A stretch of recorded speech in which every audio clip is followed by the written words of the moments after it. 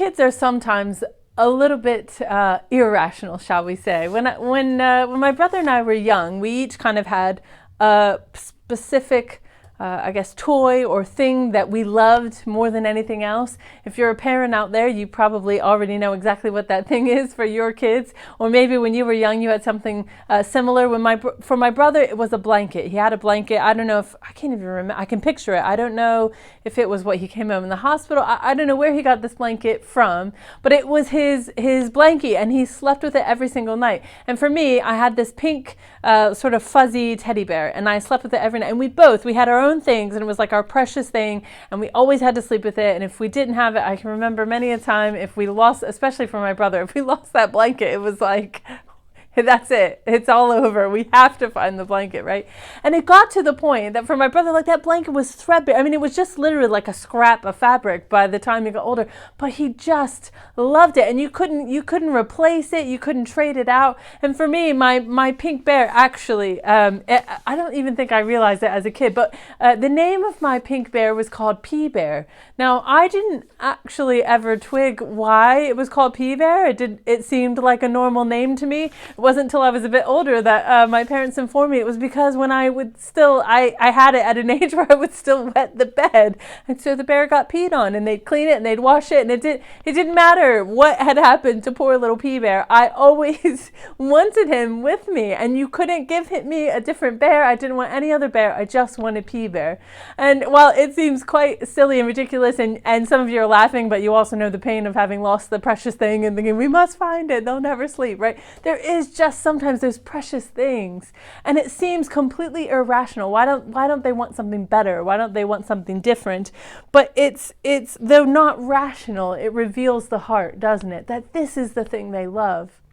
And so we're looking at this passage in Luke chapter 16, verses 10 through 13. And in Jesus' teaching here, he's teaching us not as a way of giving us financial advice, but instead because he wants to reveal something about our hearts. And what he says to us here is, whoever can be trusted with very little can also be trusted with much. And whoever is dishonest with very little will also be dishonest with much. So if you have not been trustworthy in handling worldly wealth, who will trust you with true riches?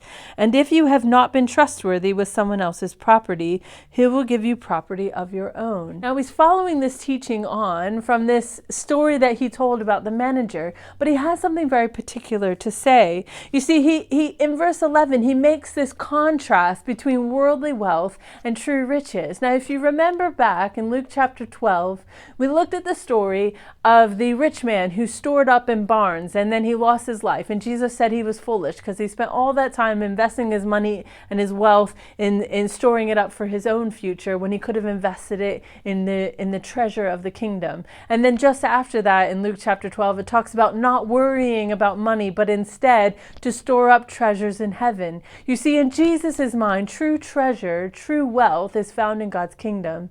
And so what Jesus is saying is, how can you be trusted with attaining the treasure of the kingdom of heaven if you cannot be trusted with the worldly possessions that you've been given? That ultimately, in verse 13, he says you can't serve both God and money. If you serve God, then your money belongs to him. You see, the kingdom of God is so valuable that what Jesus is saying is you should do anything to grab a hold of it, right? That's what we said on Sunday. Forceful men take hold of the kingdom, that you should do anything to take a hold of it. And so what you do with your money then reveals your heart.